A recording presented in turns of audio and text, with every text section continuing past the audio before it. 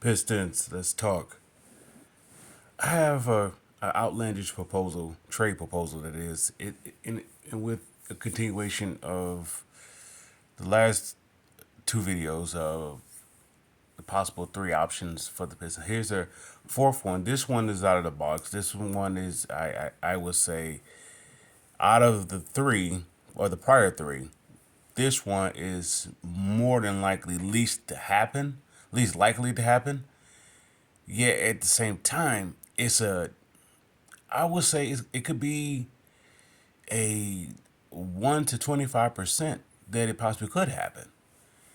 So I dabbled up some some numbers and I dabbled up some the players that are potentially the teams that are trying to get from up under that apron, and they have parts to move, and then I have to look at what possibly will have to be given up for the Pistons to acquire those players, or to even pique an interest, or even at the very most not touch the core or the development of the Pistons team at the same time actually impact complement Cade Cunningham, since they're not going to move from Cade, which I've come around to accept. Well, it's time to build around him and build around him legitimately, which means if he's a walking triple double, the best thing that you would like for him to do is be able to be a free walking triple double. That's the one thing about Westbrook. Westbrook triple doubles, it wasn't much that the opposing team could do with Westbrook because he had such velocity, and he also had teammates that you had to respect to some degree. But Cade is not that athletic. So if he's going downhill, or if he's going to the mid range or going to the post area, you can always collapse blitz on him, and then his complementary parts is not that much of a threat where you would not not double team or not single off of them and make sure that Cade is on the island by himself. So here we go. Here's a possible trade scenario. This will involve a four-team trade.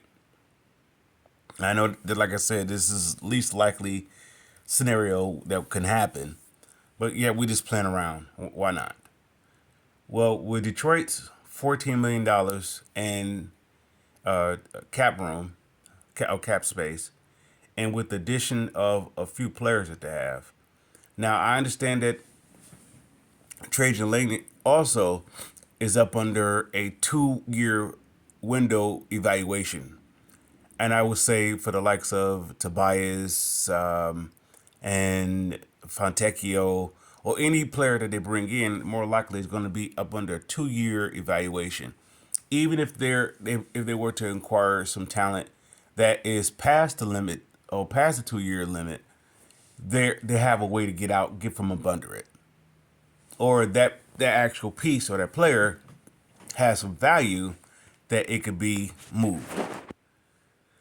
So we take all that in consideration, and here we go. So okay, the Pistons would inquire the talents of from New Orleans, Chicago, and Charlotte. Each of which of those three teams is trying to get from up under that apron.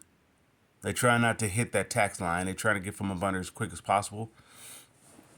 So we're going to help them out in a way that helps us out, or as someone better said it better, help me help you. Okay, the Pistons would bring in Zion Williamson and I want to say is Jerome Robinson Earl. Forgive me if I'm butchering his first name.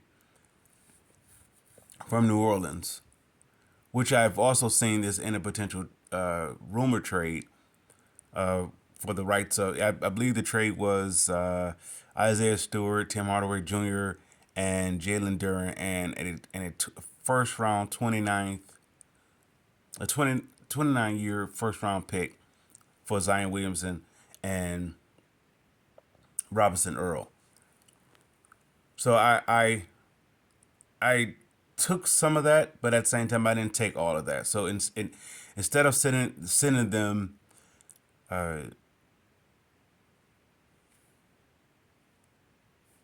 some of those pieces, such as Tim Hardaway Jr., I replaced it with Jaden Ivey, and that scratched off that first round pick. So I will be sending them Stewart, Jaden Ivey, and Duran. Now, of course, we'll be rebuilding with Ivy and Duran, and it gives Detroit the wiggle room to not so much move on from Ivy, but it gives them the wiggle room to build around Cade with no. Can you still build with Ivy and Cade? Yes, you can. Yet Ivy, I believe, is going to get the range. His extension is going to be from the range of 25 to 30 per year, and I don't know if the Pistons want to hold on to that for 4 years with Cade, and very specifically with this potential trade. I don't know if they want to carry that much over the tax line going forward. And very specifically, if the Zion Williamson doesn't work out, you in other words, you have Zion Williamson, even though he's up under a 4 year. I believe that will be this year. This year is included with the 4 years, so you have 3 years remaining past this year. Yet you want to at least monitor him for at least 1.5 years, and if you have to swallow the other 1.5 years, that lucrative contract, you can. Yet you don't want to put yourself in a position where you put all your marbles in with Zion, and you don't have no wiggle room to give up under it, or you don't have a wiggle room to play without him if he's not available. Yet it is worth the risk, though. In my opinion, it's worth the risk because if you look at the upside, let's say if he give you what Cade was giving you for the past few years of Cade being being unavailable, you can live with that because you're not putting all your marbles with him. You're still building. If you were to have him, it's like he's the bonus piece.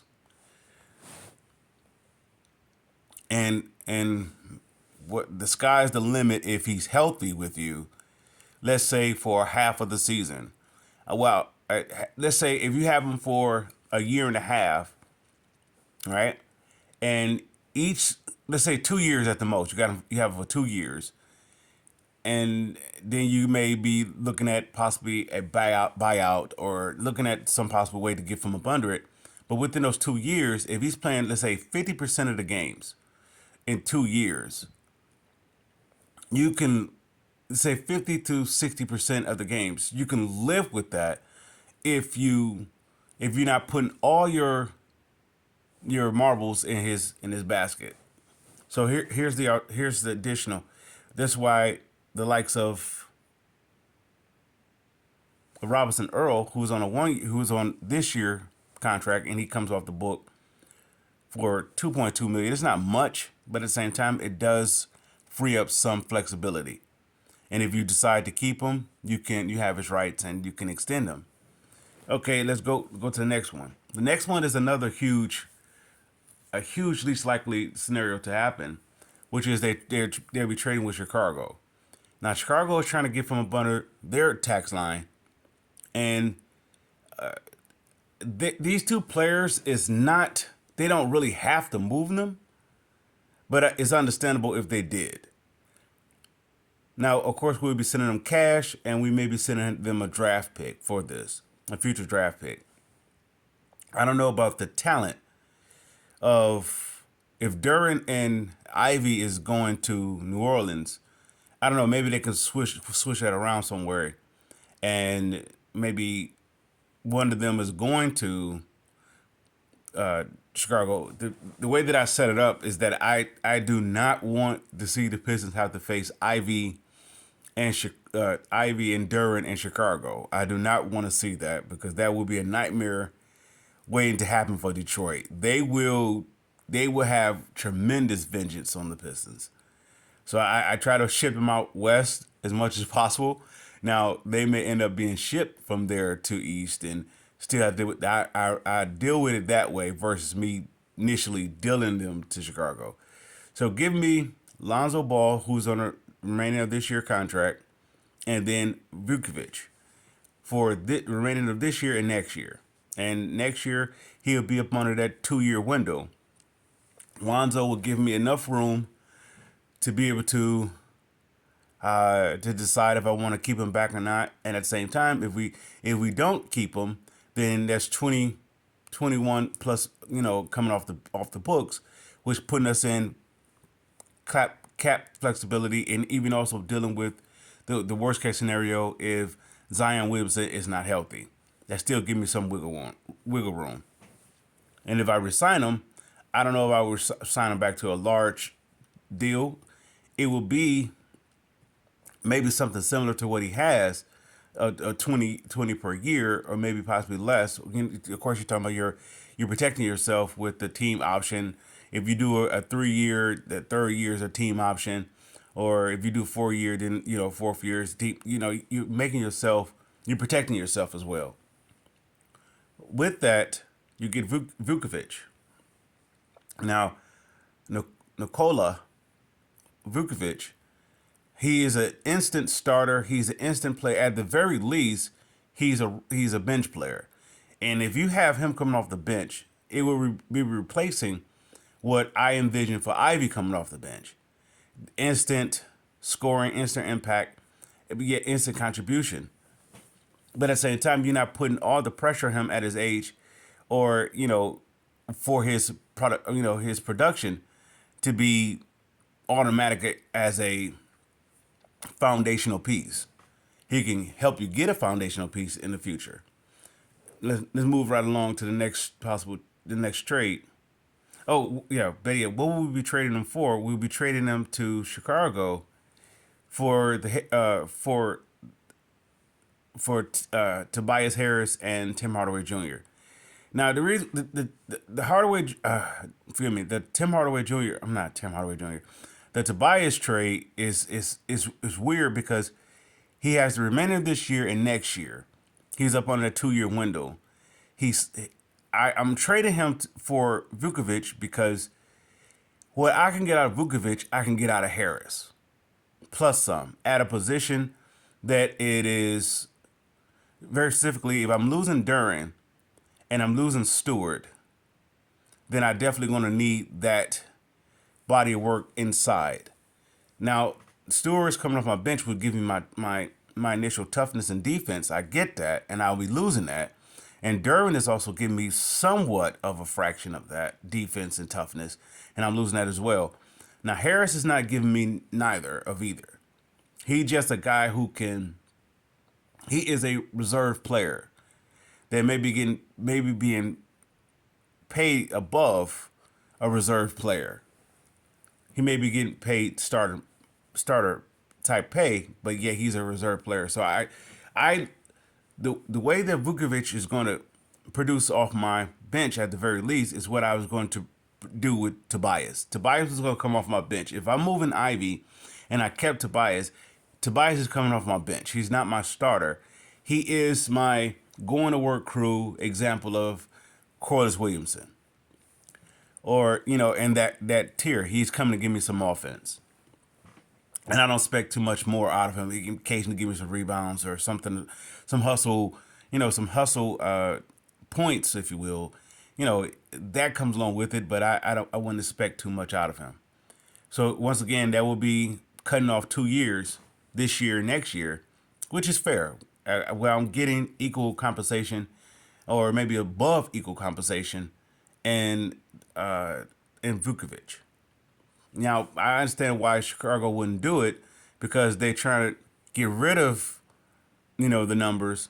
I mean the cap. They're trying to get from up under the cap line, the tax line. Yet, this is excuse me. This is where the draft pick comes in at to spice up the deal. All right, now we go with let's go. We have Zion, we have Lonzo Ball, we have Vukovic on the team, and we also have I want to say Jerome Robinson. I'm drawing a blank with his first name, but we're gonna call him Robinson Earl. And we have that. Now we have the last piece of the trade, which we'll be trading with Charlotte. We'll be sending Charlotte cash for the rights, or you could switch that out. We could send cash to, let's say, Chicago. You can move it around a little bit, whatever. But for this one, we're sending cash to Charlotte for the rights of for Richards at 5 million and on with a 2 year deal. That's the remainder of this year and next year, which is which is fantastic in my book because they Charlotte need to get him up under the books. They want a little wiggle room. They get cash. At the same time, the Pistons still need a let's say a defensive present, and Richards is one of the top shot blockers. I'm not expecting. Of course, he would be a lob threat, and if he has anything else to his game, then so be it. Those are bonuses, but he wouldn't be. That wouldn't be what I'd be looking for. I'd be looking for his defensive presence. It's very specifically if I'm losing Duran. Excuse me. If I'm losing Duran and Stewart, I need defensive presence. Excuse me. I'm already going to have defensive wings with the services of Asar and Holland. I'm already going to have that, and Lonzo Ball is going to give me if he's healthy, feel me, not healthy. If he's available, he's going to give me defense in that backcourt. So once again, it's taken off the weight of Cade having to do triple duty.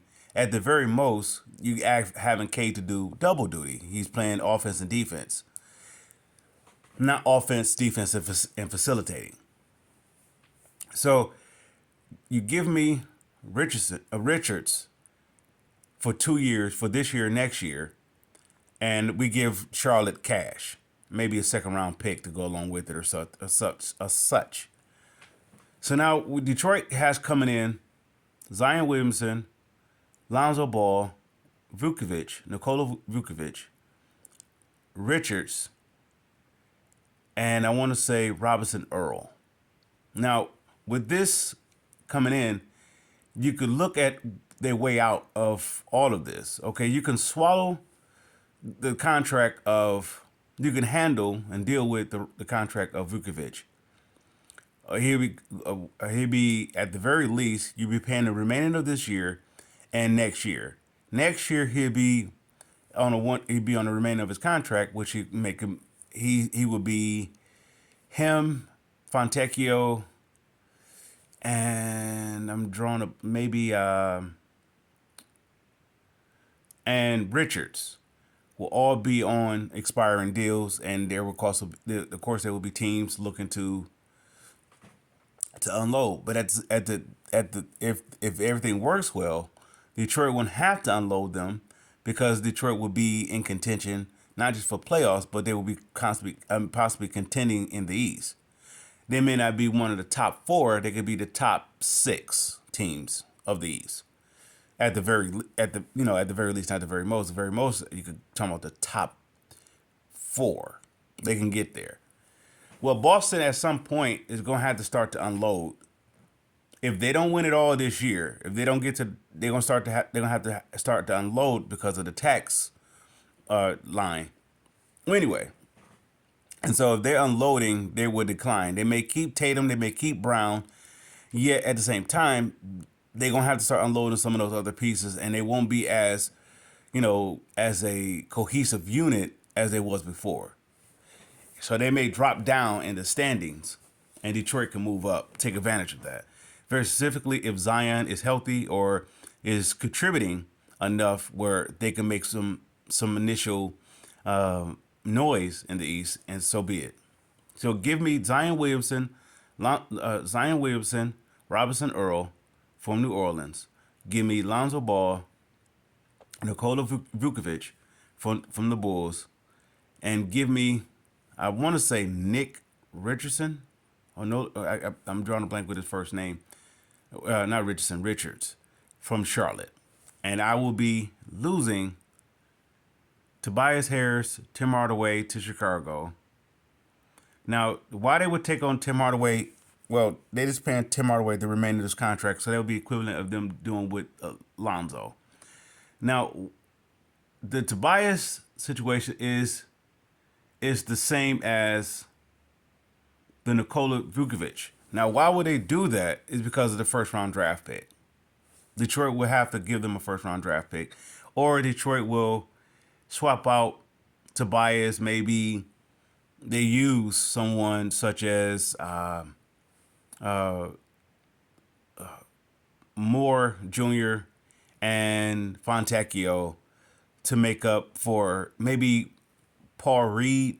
Oh, not Paul Reed, but maybe that and some cash, and they be making up for Tobias' contract in exchange for that. Which those contracts are 1 year, with the exception of Fontecchio, will be 2 years, but he's only giving you 7.7 million for next year, and versus Tobias 25. So I can understand if they wanted to change that out, swap that out, and we could do so.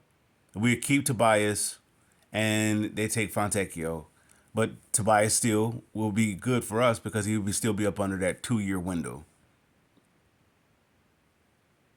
Isaiah Stewart, Jaden Ivey, and Duran is going to the Pelicans for Zion Williamson.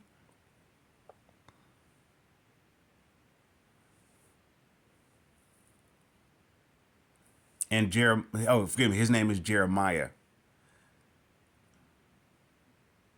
Jeremiah Robinson Earl. I said Jerome is Jeremiah. Forgive me. I apologize for that.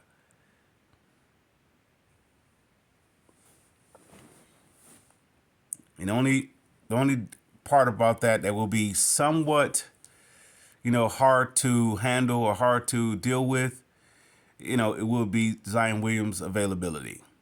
Other than that, New Orleans have to get from up under him, but at the same time, they wanted. I don't know if any team is going to give them draft compensation, because of his unavailability. So instead of giving them draft compensation, we give them, say, potential talent such as Duran and Ivy. And it's a tough situation to make a move like that, because Ivy, I could see Ivy still coming off. I could, at the very least, coming off the bench as an instant 30 minutes per game, rotating between the one and the two off the bench. And like I said before, if Ivy's coming off your bench, your team is loaded. So that will be my proposal. Once again, the Pistons would inquire Zion Williamson, Jeremiah Robinson Earl from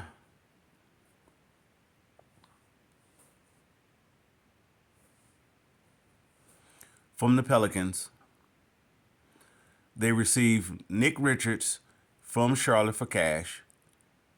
They receive Lonzo Ball and Nikola Vukovic for Tobias and Hardaway. Hardaway is just paying the remainder of his contract, so it'd be equivalent of them for the rights of Lonzo Ball. That would be the equal exchange. But at the same time, what makes that sweetened for them is a draft pick. Now, I don't know if we would get compensation from New Orleans, a draft compensation for taking on the risk of Zion Williamson, maybe some second rounders, or at the very most, we're talking about a first rounder. Maybe be later in years, but nonetheless, that type of deal, because we are giving them healthy talent. I can't say healthy talent because Duran is questionable, but that Ivy and the potential for both, at the very least, they are all stars if healthy. That's Ivy and Duran. They are all stars. At the most, she may have building blocks for the future for New Orleans, and they turn around and their rebuilding process. So Give me Zion Williamson, Jeremiah Robinson Earl from New Orleans in exchange for Ivy, Duran, and maybe some draft. Maybe the Pistons possibly get some second rounders with addition to that for the risk of taking on Zion Williamson. Okay, then you have Lonzo Ball, Nikola Vukovic going to Chicago for either Fontecchio, Sasser, and Hardaway, or you talking about Tobias and Hardaway. Either way, how they want to do it. Tobias will give them a temporary solution for until as they rebuild, and the Pistons will be sending them a first round pick. I don't know if it will be the 25 first round pick. It may be after that pick is settled from, let's say, from Minnesota, pick that New York pick. It may not be that one. It may be after that one that they will be sending out to Chicago. Or if Detroit is getting word to get some compensation in somehow, and they would ship that out to Chicago. Detroit would send cash to Charlotte for Nick Richards, maybe a second round pick with that. And that's what I see for the Pistons. And that would be a 5 for 5. It would be an addition with subtraction. 5 coming in, 5 going out.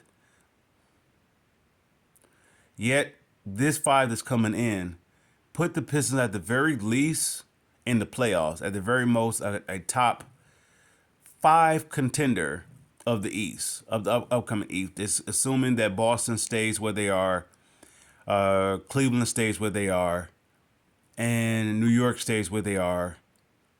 And there's another team that's hanging around in the standings as a top 4 team in the East.